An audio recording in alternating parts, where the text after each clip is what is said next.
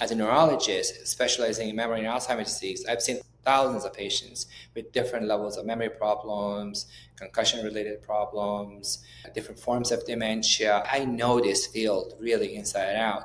And what I've seen over and over again, that many of these older people who have memory problems can be much sharper. In my clinic, we had 25 brain coaches, people who helped to incorporate these 5 pillars of brain health, which we will discuss shortly, into their lives and address the treatable parts. Like we were just talking about how depression is a treatable component of when somebody develops Alzheimer's disease. Welcome to Passion Struck. Hi, I'm your host, John R. Miles, and on the show, we decipher the secrets, tips, and guidance of the world's most inspiring people and turn their wisdom into practical advice for you and those around you. Our mission is to help you unlock the power of intentionality so that you can become the best version of yourself. If you're new to the show, I offer advice and answer listener questions on Fridays. We have long-form interviews the rest of the week with guests ranging from astronauts to authors, CEOs, creators, innovators, scientists, military leaders, visionaries, and athletes. Now, let's go out there and become Passion Struck.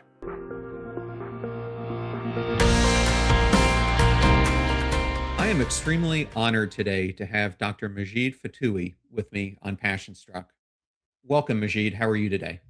I'm fine. Thank you very much for inviting me, John. Really honored that you're here because when it comes to the brain and especially looking at dementia, you are one of the leading experts in the world, which I think is extremely important to bring to the audience when people today are concerned about this condition. So I thought that maybe the best place to start, depending on where people's understanding is, when people hear the words dementia or Alzheimer's, fear tends to shut down curiosity. So before we go further, I was hoping you might be able to clarify the difference between the two and why the distinction matters so much. Dementia is a clinical syndrome. It can have many different causes, and it means that a person has had significant cognitive decline to the point that they cannot function independently. So, for example, a patient with dementia may not be able to remember names of their children, or they get lost in their own neighborhood, or have significant behavioral changes. And dementia could be due to Parkinson's disease or strokes, or it could be due to too much alcohol or too many concussions. It's a broad term that says somebody has had brain problems to the point they can't live by themselves anymore. Alzheimer's disease is a subset of dementia. For example, dementia may cause difficulty with walking as well as memory problems, but Alzheimer's disease affects primarily memory and cognitive abilities. Early in the stages of Alzheimer's disease, a person may ask the same question multiple times. There's a condition called mild cognitive impairment, characterized by repeating something like 5, 10 times and forgetting that you had to receive the answer. Alzheimer's disease is characterized by too many plaques and tangles in the brain. These plaques and tangles are collections of proteins that have aggregated and become toxic, and they cause brain to shrink. Alzheimer's disease usually causes memory problems more so than other brain-related issues. And maybe just to make this real, I'm going to give two real examples in my family. So maybe you could help diagnose what was going on in each case. Before we came on the show, I told you about my grandfather, my maternal grandfather, who was a brilliant man, worked at Kraft Foods in their research and development for many years, but he had cognitive heart failure, which caused him to have a series of mini strokes. And when he reached his mid 80s and 90s, he developed dementia. And in his case, he would have a very good retention of long term memories, such as growing up on a farm, earlier life experiences, but had almost zero memory of real time occurrences. And one of the most disturbing things for me was my grandmother passed away before he died, and he would constantly bring up, "Where is Estelle? Why isn't she here?" And I would watch him do that 40, 50 times a day, which was just disheartening. So in his case, what was going on? That's a good example of vascular dementia. Vascular dementia happens when a person has multiple strokes And somebody who has a congestive heart failure has difficulty with supplying the brain with the blood flow that's needed. And that's a typical story of someone with vascular dementia. Vascular dementia is more common in people who have vascular risk factors, hypertension, diabetes, high cholesterol. Those risk factors contribute to heart failure. And some people may have congestive heart failure for too much alcohol or a viral etiology. That's an example of vascular dementia. And it's very sad to see that somebody who was communicating with you and was a person all of a sudden doesn't know what year it is. And they ask for their spouse, even though she had passed away years ago. It's very difficult for family members to have that interaction. And then I'll give another scenario, and this one I'm going to hide their identity. Last night we had dinner with another loved one, and in this situation, we were watching the news about Greenland, and probably in the course of 5 minutes, she asked us the same question probably 10 times. Why is President Trump so amped on wanting to take control of Greenland? And we would give it an answer. 30 seconds later, she would ask the same question. What is that typically a symptom of? If a person asks the same question over again, but they're able to live by themselves alone or need very little assistance, that would be called mild cognitive impairment. It's not mild because obviously it's a person asking so many questions, but if she also can't drive anymore, then it's not MCI anymore. It's not mild cognitive impairment anymore. It's possibly Alzheimer's disease. However, we can't be sure it's Alzheimer's disease. A mistake a lot of people make is to assume that if somebody has memory problems, they must have Alzheimer's disease. Sometimes a person may have significant depression, vitamin deficiency, poor sleep, congestive heart failure, because the repeating of the question doesn't say what caused it. It just says that the part of the brain that's important for acquiring new information, which is called hippocampus, is not working. Even in the case of vascular dementia, the front of the brain is damaged, but the part of the brain for memory, the hippocampus, is also affected. So in her case, she needs to have an evaluation to determine what may have contributed to damage to her hippocampus. There's a strong possibility that it may be Alzheimer's disease after all, but we can't be sure until she has further evaluations. And just one follow on to this is sometimes a person can experience the symptoms of dementia, but they're being, but it actually could be depression instead of dementia symptoms, but they appear to be the same. How do you determine when it's dementia versus depression, or depression feeding in and maybe expanding upon the symptoms that the person has? Yes, that's an excellent question, and you actually answered it in part yourself. So, when a person has depression, they also have other features such as melancholy, or they don't want to talk, or they don't want to eat, or they have symptoms of depression. When you see them, they are depressed. You don't have to be a psychiatrist to talk with someone and appreciate that they have melancholy, they're sad, or they have way out of proportion anxiety. Whereas a person who has Alzheimer's disease, she may ask the same question and not know what year it is, but they're pleasant and happy. They're not really depressed. They have no idea they have asked the same question 40 times. As far as they're concerned, they're asking the question now. And if you let them alone with the grandchildren, they'll play with the grandchildren, they'll have a ball. They don't have insight that there's a problem. They're happy in their own world. Whereas a person with depressed doesn't want to socialize, doesn't want to do things, and they're depressed. Now, depression may be the early stages of Alzheimer's disease. It could be that a person is starting to realize that their brain's not working and they are becoming depressed in that setting. Or the parts of the brain, like frontal lobes, may have issues that they don't allow the person to be cheerful and have a normal, regular personality they had before. One way to figure it out practically is that you treat the depression in the person that you think has depression. And if they get better, that's what it was. In a lot of patients, that is exactly what happens. In my practice, I've seen thousands of patients with different forms of dementia.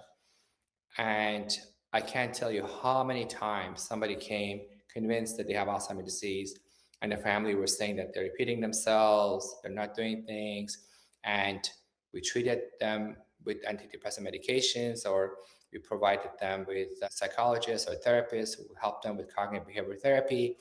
And 3 months later, they were much better.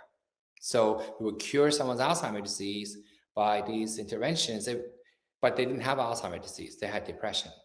In the past, depression in elderly was called pseudo dementia because people realized that it looks like dementia, but it's not dementia. Practically speaking, many people in their 80s have a combination of some degree of depression and some degree of Alzheimer's disease. And as you said, the depression then worsens the problems with Alzheimer's disease. So even in a person who has a combination of depression and Alzheimer's disease, treating the depression component makes the person one notch better. The person may not come back to being normal again, but they will function better and they also feel better. They may still not know what year it is, but they feel better. Thank you for explaining that. And I just wanted to hit on the prevalence of this. I was recently visiting a loved one in an assisted living center, and I got on the elevator, and on all the elevators, they had these large placards on them that were explaining the prevalence of dementia, which on it read, if my statistics are correct, 1 out of 10 people around the age of 65 is prone to this. And it said that once people were getting into their mid 70s to 80s, it was as high as 1 in 4. Are those pretty accurate ratios? They're exaggerated.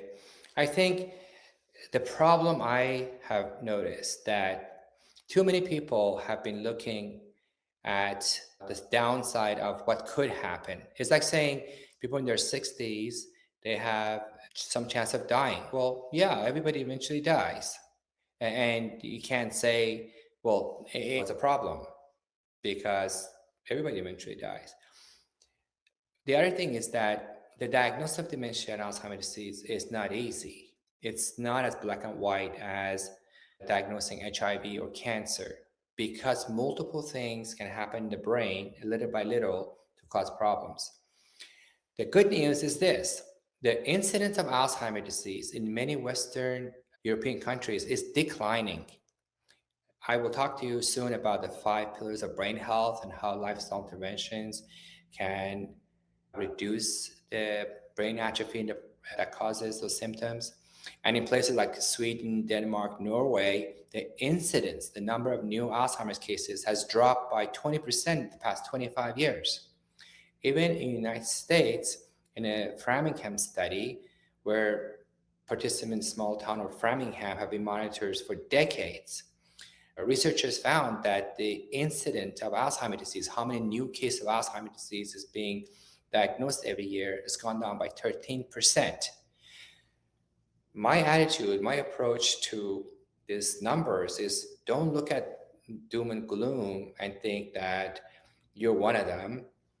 Look at how people have been able to have successful aging and minimize their risk and do well to ward off and defy Alzheimer's disease. This is where I talk about in my book, and this is that's what's empowering to people. Also, you have to realize that just because something has been happening for a long time, it doesn't mean it will continue to happen the same way. In 1950s, 1960s, if you went to a bar or a restaurant or even in the airplane, people used to smoke. And so you would ask for how common is it for people to be smoking? You can get 50, 60% of population that were smokers. But it didn't mean that it was normal and that it will always be the case in the future. We now know that in the United States, I don't know the exact numbers, see anyone smoke in restaurants or even bars, or definitely not in the airplanes. And I like your listeners to appreciate just because something is common, it's like sedentary life is common. Spending too much time on your social media is common, but that's not normal, and that's not necessarily the way it will be for you. People need to appreciate that their brain has a lot of malleability. The brain is like a muscle and it can grow and become stronger at any age. So I want them to look at the positive, look at the fact that they can stay sharp in their 70s and 80s, and don't be bothered by these numbers, which are not as black and white as the incidence of, for example, HIV or cancer, which are more specific conditions. And you've mentioned your book, and for the audience, it is titled The Invincible Brain, the clinically proven plan to age proof your brain and stay sharp for life. March 3rd, Harper Wave is the publisher. Congratulations on the book. Why did you think now was the time to bring this science out to the world? I think this is the most important thing for the population at large to appreciate. As a neurologist specializing in memory and Alzheimer's disease, I've seen thousands of patients with different levels of memory problems, concussion-related problems, different forms of dementia. I know this field really inside and out. And what I've seen over and over again, that many of these older people who have memory problems can be much sharper. In my clinic, we had 25 brain coaches, people who helped to incorporate these 5 pillars of brain health, which we will discuss shortly, into their lives and address the treatable parts. Like we were just talking about how depression is a treatable component of when somebody develops Alzheimer's disease. And our office was doing really well. At one point, our office was open from 8 a.m. to 8 p.m. every day, a full schedule. You couldn't find a single open slot of 25 people working in this large brain center I had. And that's when I realized I'm into something and there's a need, because unfortunately, the media has been always talking about the doom and gloom aspect of Alzheimer's disease.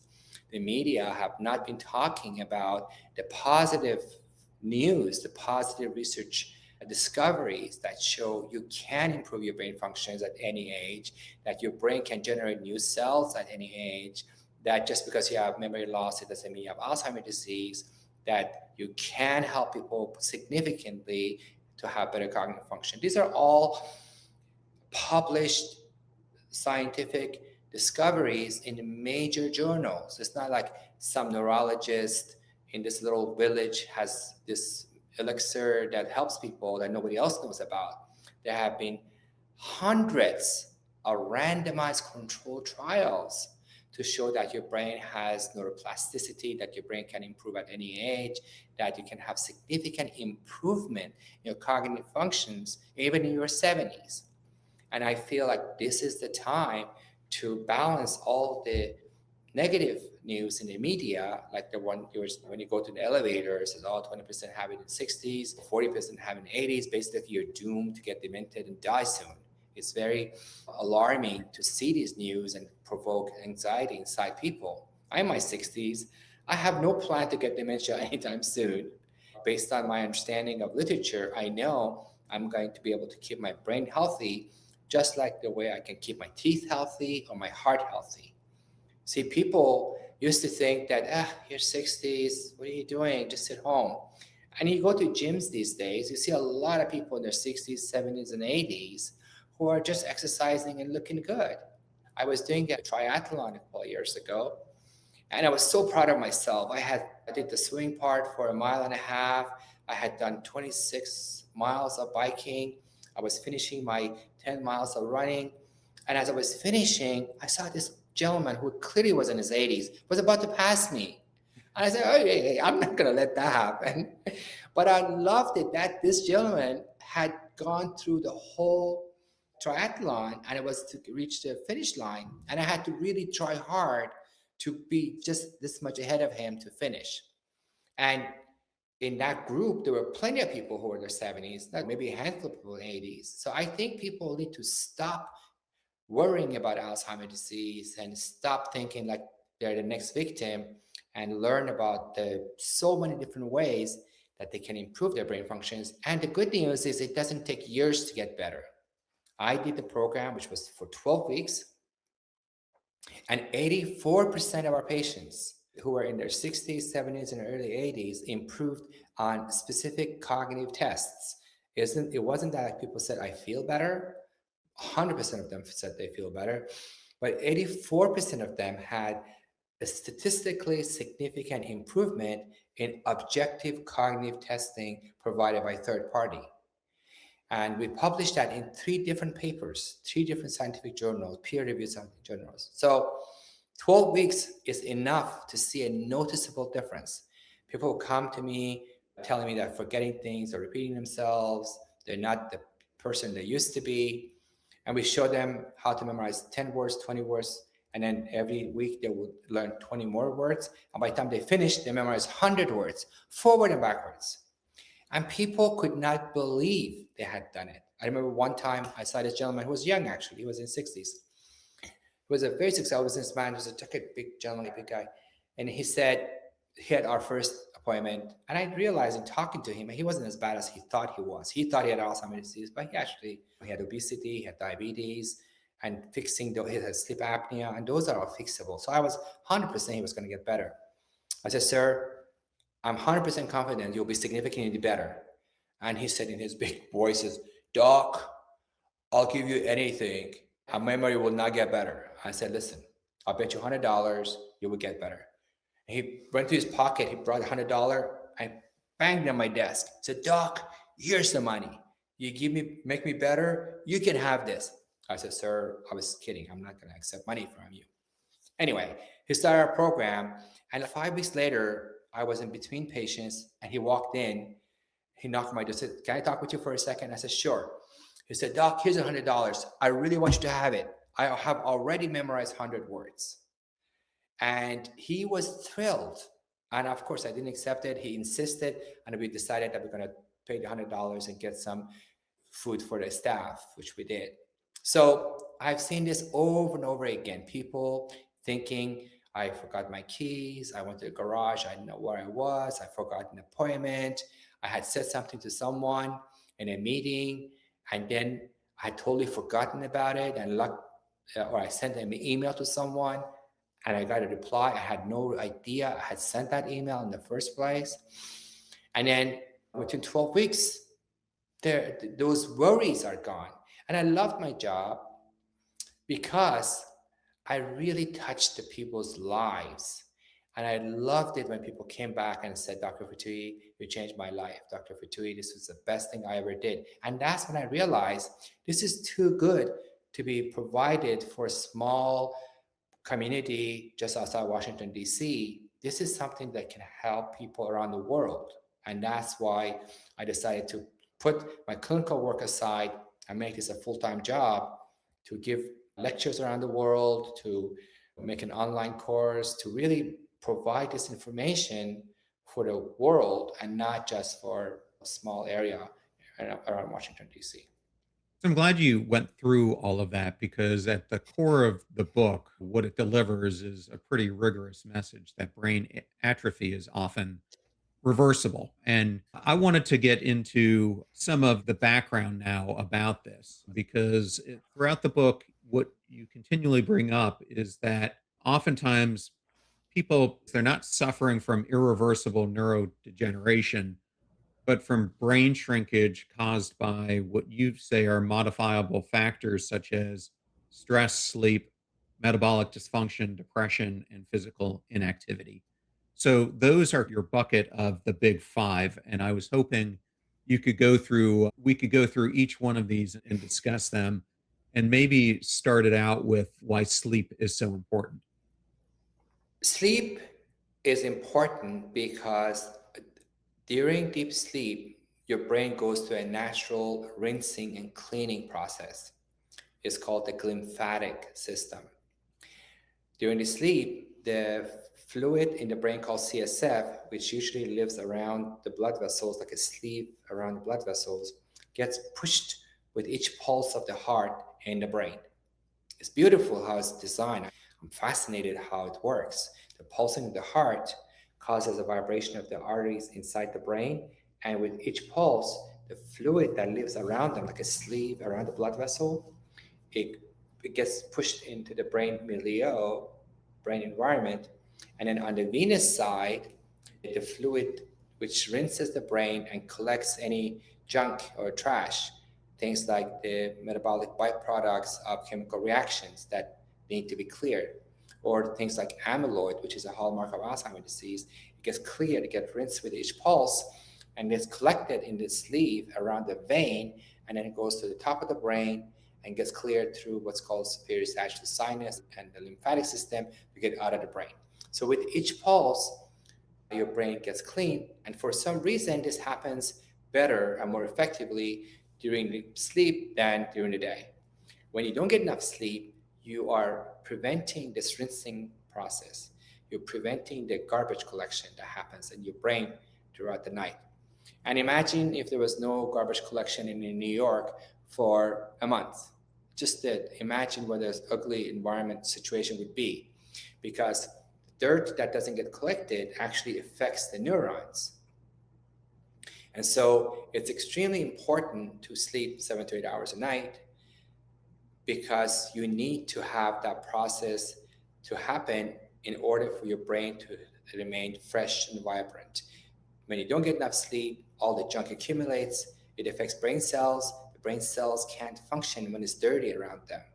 They can't function when there's too much magnesium, calcium, all the different enzymes. They need to be cleared. Neurons are very fragile, are very delicate.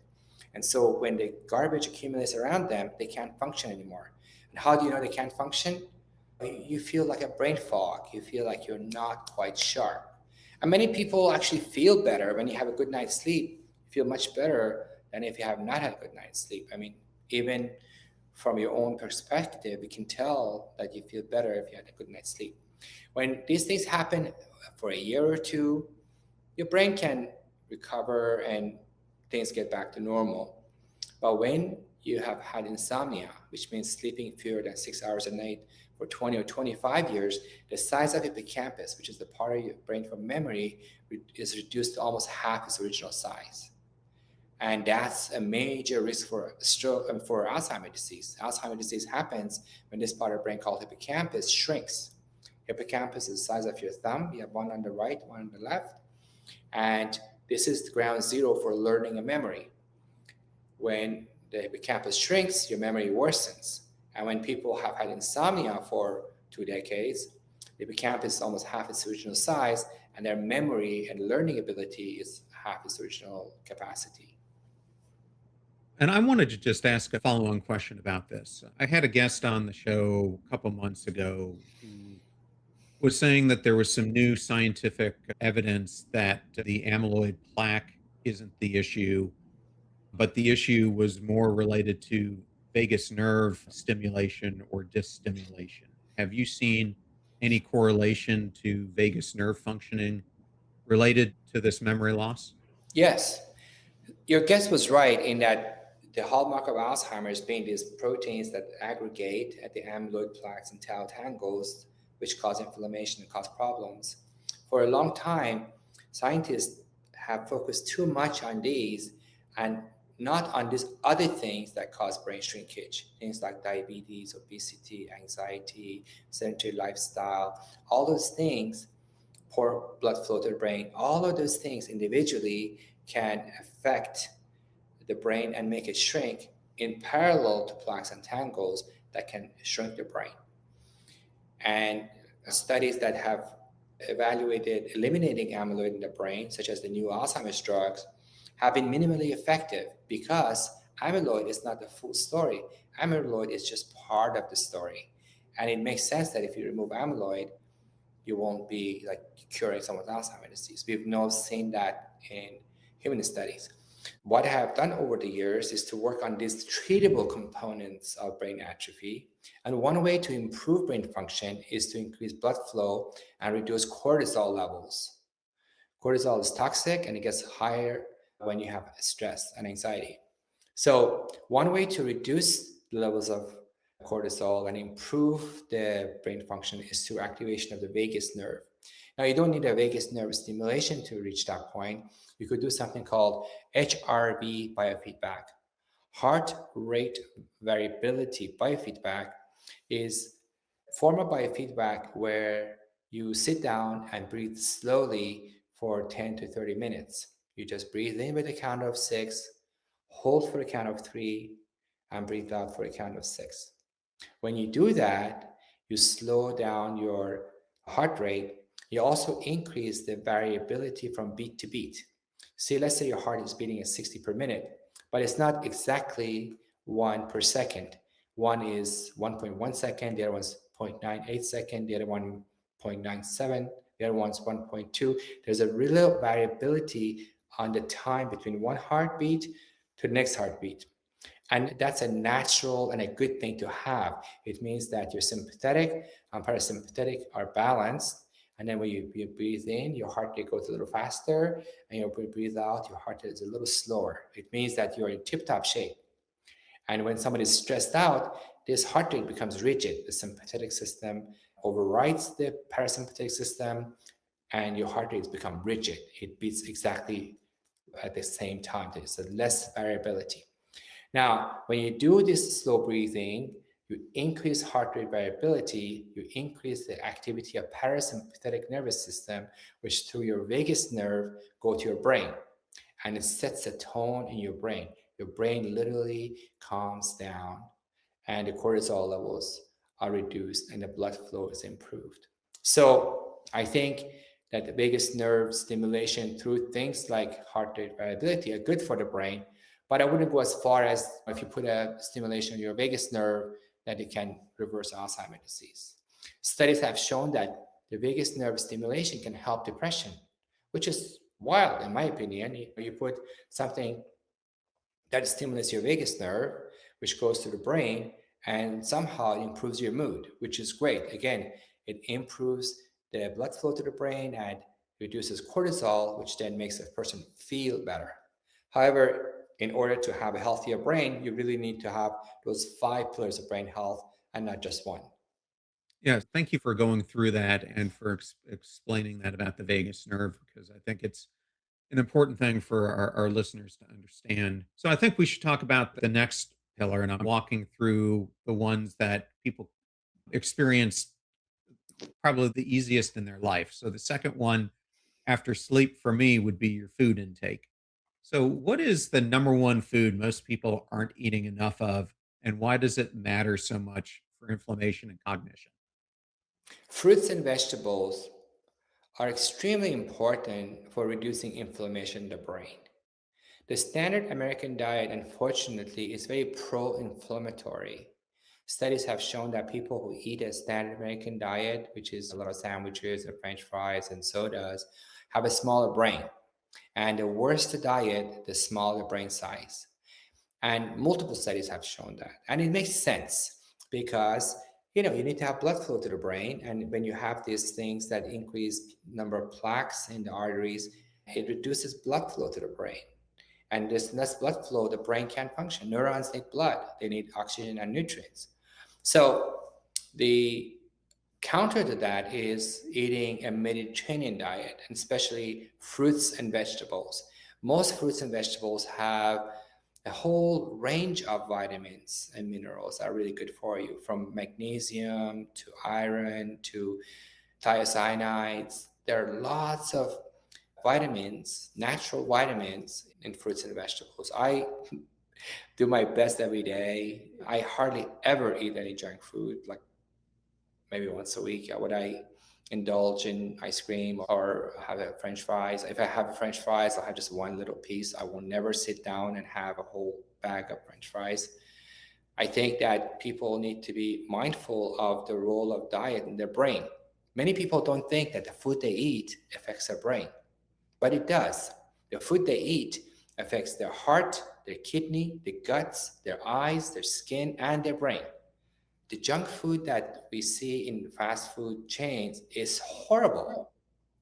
It's not food, it's highly processed mesh of things that have been put together, and then some spices have been added to them to make them taste good.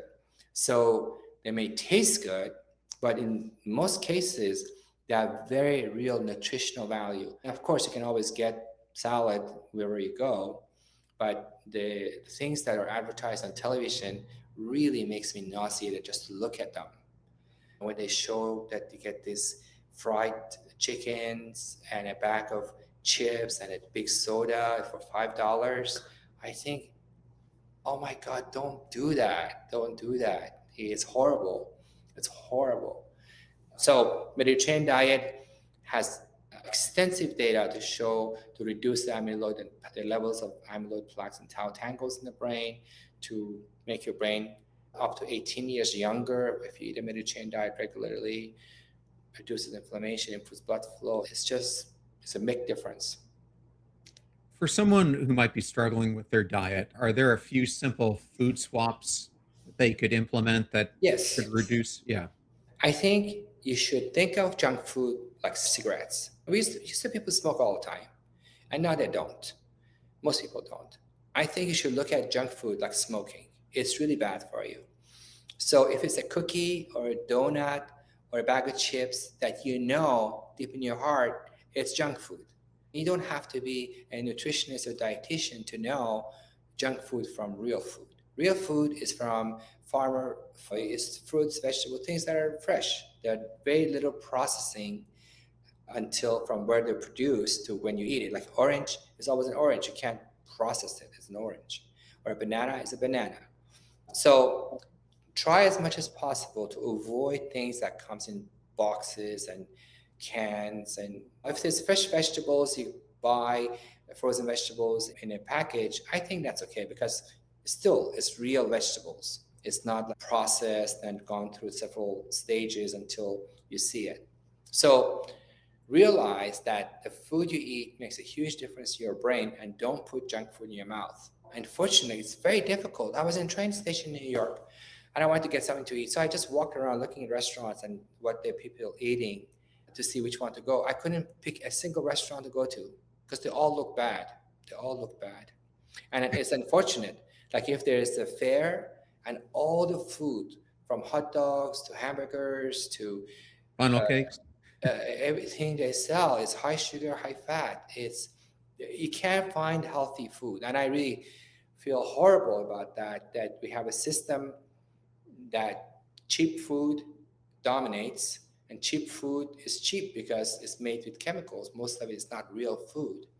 I feel horrible that a bag of grapes. I love grapes, so you want to buy a pound of grapes. It's $2 a pound. So a bag of a 2 pound bag of grapes is $4 or $5, which is comparable to what you would get for a sandwich, French fries, and a soda. People who don't have financial means may be thinking like, I can get a whole meal that fill me up versus something that can be only a dessert. But unfortunately, it is what it is, and we just have to be mindful of how important it is to eat healthy and go through the extra pain of finding some food and avoiding junk food. When I go abroad, when I travel, I usually go to a supermarket, I buy a whole bunch of fruits and I buy some real food, and I stay in places that are Airbnb and actually cook. I avoid going to restaurants as much as possible. Unless there's a good restaurant. There are a few restaurants, I know the food is good, and I recognize that it's well prepared, it's not too salty. I'm not saying I'll never go to restaurants, but I will pick the restaurants that I will go to carefully. And the next one I wanted to touch on is you mentioned how you were running and the 80-year-old was keeping up with you, and you're seeing more active elder adults who are at the gym. How does our fitness level play into this? Of the 5 pillars of brain health, I will put exercise as number one. Exercise increases the number of mitochondria, these energy producing organelles inside the cells everywhere in our body, in our heart, in our kidneys, in our eyes, in our skin, everywhere. It also reduces inflammation, and it also increases blood flow.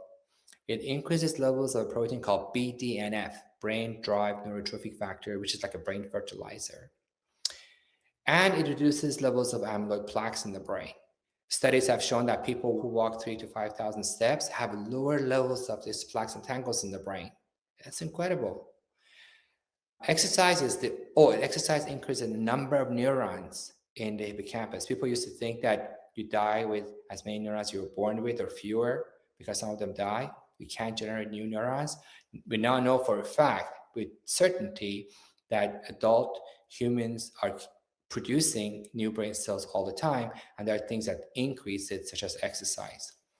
So I strongly recommend exercise above all the other 5 pillars of brain health. Exercise is really the fountain of youth. If you want to do one thing and one thing only, it would be to exercise about 3 hours a week and maintain a level of fitness. You should be able to go up 2 flights of stairs like that. You should be able to walk 3 miles like that. It shouldn't be a big deal to do these things. You should have flexibility in your body, whether it's yoga or Tai Chi or just stretching that you could do by yourself to make sure that your body parts are lubricated and not stiff. Because as you get older, you may be at higher risk of falls. When you exercise with weight training, you strengthen your muscles and you increase myokines, which are proteins from the muscle which go to the brain and have neuroprotective properties. So exercise is a no-brainer. My parents are both now in their 80s and they go to the YMCA 4 to 5 times a week, and they're both sharp as a tack. Yes. See, this is what we need to advertise. This is what we need to tell more and more people, that if you maintain a level of fitness and have a decent diet and make sure you sleep well, you get to your 80s and you enjoy life. It's not just you live longer, you're actually enjoying your 80s because you can play pickleball, you can go with hiking with your friends, you can go skiing. I went skiing in Aspen last year and I was waiting to go on lift chair and I saw these three ladies and I thought they're college students. And as it turned, I saw them like they were like three ladies in their 80s, but they were all like thin and all nice ski outfits and giggling. And I thought this is the way to do it. You want to get to your 80s and enjoy life. You don't want to be dragging yourself to your 80s and die with fear that you have Alzheimer's disease. The problem with telling people that you have Alzheimer's disease or that you're going to get Alzheimer's disease is that when they have memory problems, they say, oh, Alzheimer's is kicking in, and they withdraw from social gatherings, from doing things because they feel like I am the beginning of the end. And the less they do, the more their brain shrinks. Your brain is like a muscle. The more you use it, the stronger it gets. I think people need to appreciate that, hey, I can always get better at any age. I can get better in 12 weeks. If I change my habits a little bit, it may take me 6 months. But the things I have to don't require any equipment, don't require any magical supplements, just normal daily habits can make a huge difference on the trajectory of whether you end up someone sharp or end up someone who's becoming demented. And I know, Majid, one of the things that was a real barrier for me earlier in my career was stress. And so when I went down a different career path, I used to be a senior executive in Fortune 50 companies, and my stress level was, I can't even tell you how high. That reduction of stress in my life has played such a huge difference, which is why I'm such a big fan of biofeedback and mindfulness practices. But for a listener, why is reducing their stress level so important? When you're stressed out, you increase levels of a hormone called cortisol. And a little bit of spike in cortisol levels with day-to-day stresses is a part of life. If you're late catching a flight or somebody is really ill in your family, it's okay to be stressed out and have high cortisol levels. It is what it is. When you're in a dangerous situation, the high cortisol levels allow you to run faster and breathe faster and deal with emergencies. Unfortunately, some people's careers, like the one you had, the cortisol levels remain high all the time. It's like cortisol goes up and come down and the life continues. We were talking about sympathetic versus parasympathetic nervous system earlier. When you're stressed out, your sympathetic system, the fight or flight system, is up and is intended to be up for a few minutes, maybe a couple of hours, not constantly. People who are in high stress jobs, they're always stressed out. I was in a national television earlier this week, and the stress of people walking around, it was just crazy, just looking at them, trying to get everything. It was live show, it was Kelly and Mark show. And I felt bad looking at these people stressing out to make sure this live television go without any glitches the way it's supposed to. So bottom line is that these high cortisol levels can kill brain cells. Cortisol is toxic to the hippocampus, and the higher a level of stress you have, the more cortisol you have and the more your hippocampus shrinks. I know that now, and it really takes a lot to make me stressed out. A lot of things happen that I used to get stressed out. Things don't work out. You spend a lot of time on an app, and then at the end they say, sorry, we can't do this. And you can say, well, what do you mean you can't do this? Well, we can't. Well, you said you could. Well, that person who told you you could made a mistake. We can't. And you spend so much time doing it, and now you have to start from scratch. Or so many things happen that are really stressful. And unfortunately, a lot of people have financial stresses, which really can be significant.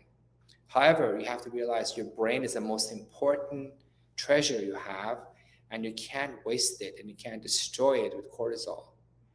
My younger daughter told me one thing I never forget. She is now in college, but I have two daughters in college.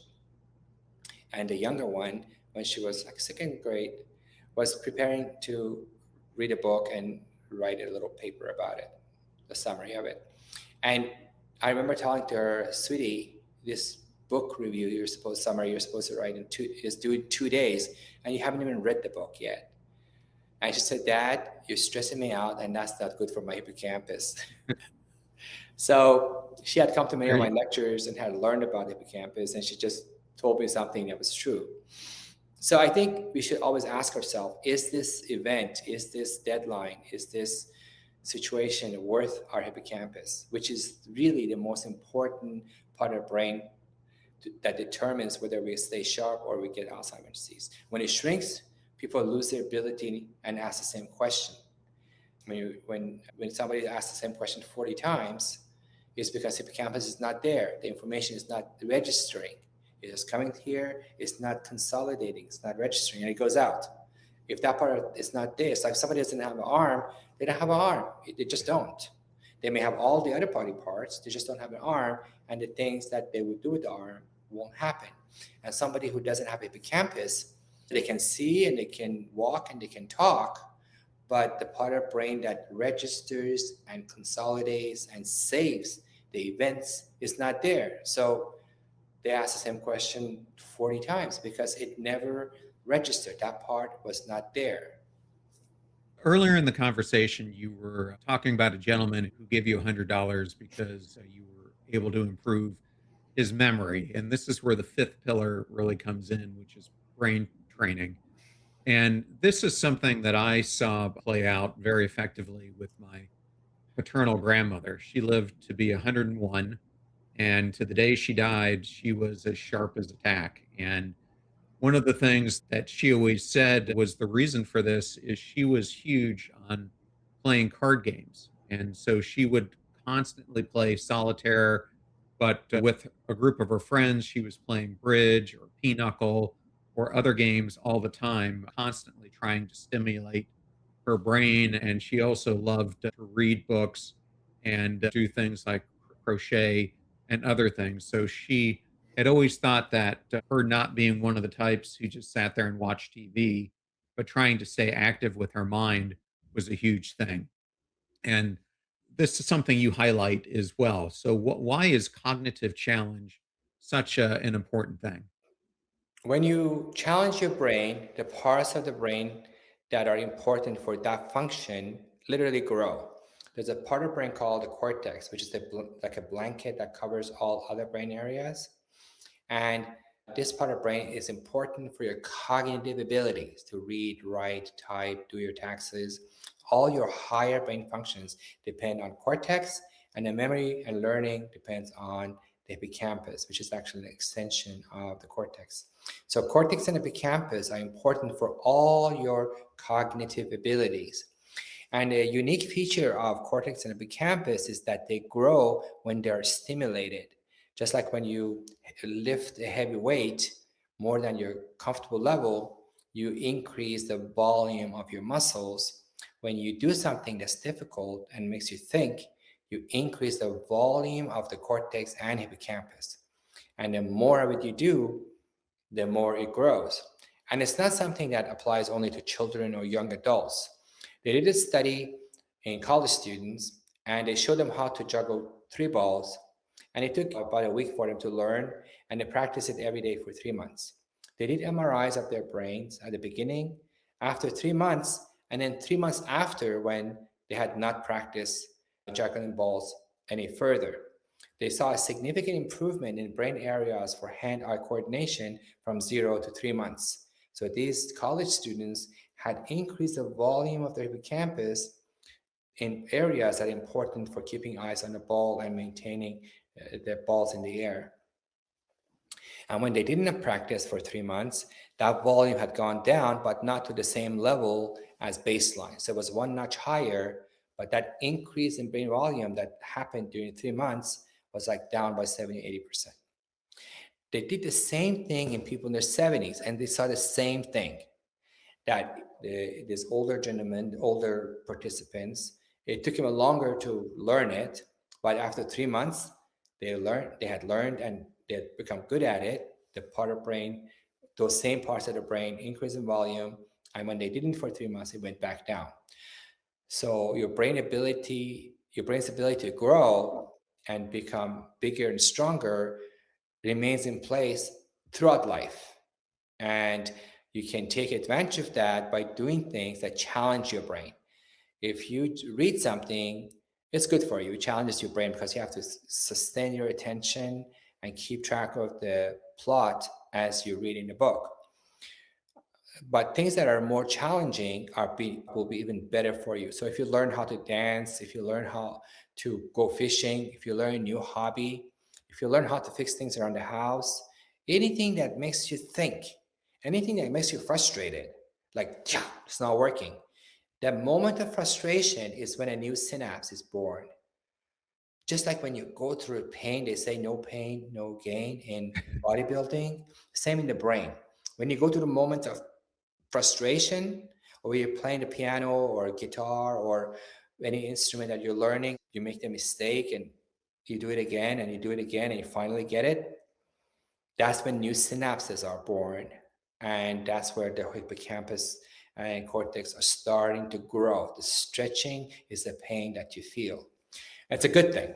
It's a good thing. So if you learn something new and you're frustrated, you should give yourself a pat on the back. My brother is a psychologist at University of Pittsburgh, and he said that you should be proud of your mistakes.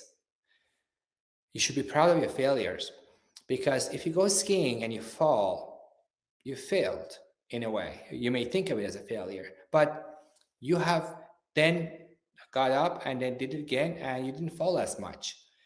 It's a necessary step to learn. Nobody can go to a ski resort from day one and just zoom down. It doesn't happen like that. Your brain has to learn. Your brain has to form new networks. New connections need to be made for you to be able to come down the ski hill and just maintain good shape. Otherwise, just go down to pizza and that's all you do.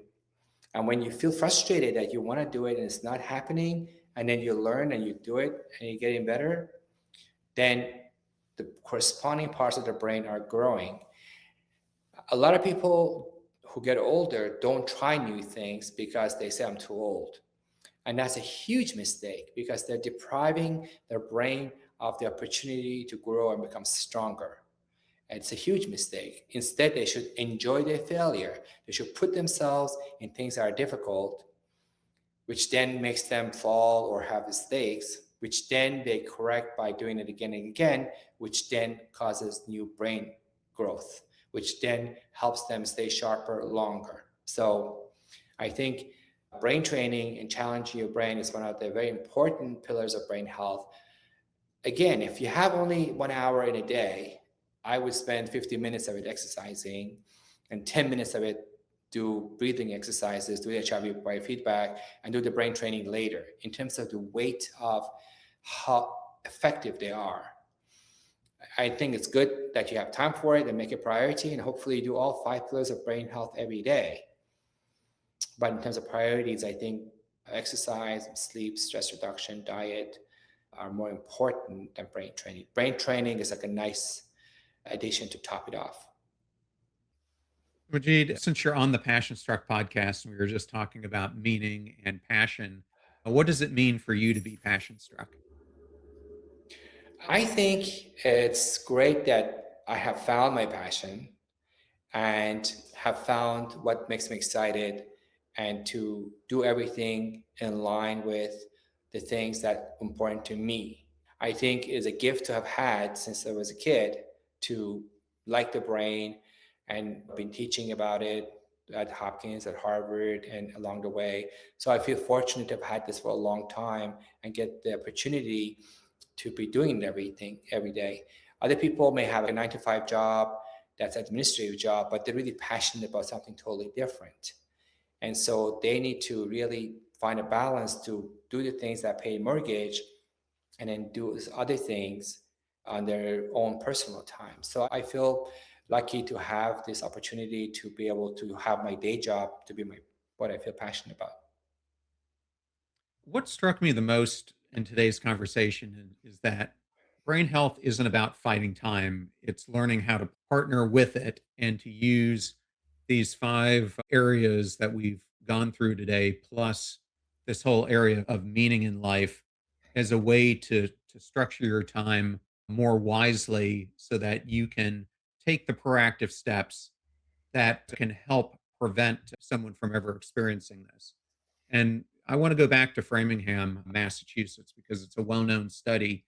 But what strikes me about this town is that they're not under necessarily a microscope where this town is being told that you have to do all these things. And yet we're seeing people there reverse a lot of the issues that had been plaguing them. But for someone listening today, what are the biggest takeaways that you want them to get from the conversation? I think it's important for them to keep brain health a priority for themselves and realize they don't have to do huge things to have a healthier brain. To take care of your teeth, you brush twice a day, you floss, and you see a dentist 3 to 6 months. It's not rocket science, it's not that hard. And so for your brain, you just have to realize that there are 5 things that are important for it. And 4 of those 5 things are good for your heart, for your skin, for your liver, for your kidney, for every organ in your body. Exercise, sleep, nutrition, stress reduction are good for every part of your body. People sometimes talk about libido and sexual problems, and those 4 things will improve sexual performance and libido and enjoyment of sex. And skin is healthier. If you talk to dermatologists, they say don't stress. They're dermatologists. And they tell you don't stress because stress affects your skin. If you see ophthalmologist or if you see a cardiologist or a rheumatologist, they all tell you to exercise. So exercise is really a fountain of youth. It's good for everything. You can't not do it. You can't. And then sleep, everybody tells you sleep is good. It is really good for you. Don't think that just because other people have sleep problems, you're just justified for you not to sleep. You need to figure out what sleep is, what's limiting your sleep. And if the sleep problem is too much stress, really make that a priority. You should not be stressed all the time. You shouldn't be. It's not normal and it's not healthy. And eating healthy food is good for your skin, it's good for your heart, it's good for your eyes, it's good for your kidney, your liver. Everything is better when you eat healthy. And so realize of the 5 things I told you, 4 of them is good for everything. And the brain training is like an added thing for your brain. And so every day, move a little, make sure you don't eat junk food, don't stress too much. When you get something stressful, realize, hey, it's not worth my losing my brain over it. And at home, spend 10 minutes, 15 minutes, do a Sudoku or join a podcast, listen to a podcast that you learn something. That counts. Or go hiking where you're talking with your friend about different things and you're walking and you're in nature. So you're exercising, you're reducing stress, and you're learning. Or take a dance class. You're exercising, you're learning, you're socializing. You can do things that sort of fit multiple buckets at the same time. But be mindful of that on your daily habits. And it's the daily habits that then determine the trajectory of your brain, as a brain that's going to grow and become a little stronger every day, or a brain that is becoming a little frail and more fragile every day. Those little daily habits would make a huge difference. And don't listen to these things that you see on elevators and everywhere else. Like in 1930s, most people have dental problem. I remember when I was a kid, most of my grandparents had dental Dentures. dentures. And these days, you don't find too many people in their 60s, 70s with dentures, because people figure out that take care of your teeth, it stays healthy. This is not rocket science. And so I can imagine that in 1930s, there will be something in the elevator says that 50% of people in their 60s need dentures. Yeah, so just because this happens, it doesn't mean it should happen to me. I know better. I've listened to this podcast, and this is not the first time somebody's talking about these things. The principles I've talked to you are the things that everybody's talking about. I'm not the only person. I have a lot of scientific backing for everything I say, but the bottom line of eat well, exercise, don't stress are common sense things that people have heard. So make those things a priority for yourself. Enjoy life. Don't make it into big production. Just keep it simple. Make them habits, and once they're habits, then you're good for life. Last question is for the listener who wants to learn more about you and your work, where's the best place for them to go? Yes, people can listen. The people can check my social media platform and Instagram, LinkedIn. I also have a website, drfotuhi.com is drfotuhi.com. They can put their email and I send them a newsletter. And I would appreciate people, buy and read the book, because I think it will help them. It really helps to have all the information in one place to read from cover to cover and get the whole thing at once. It was such an honor to have you today, Majid. Thank you so much for joining us on Passion Star. Yes, my pleasure, John. Take care.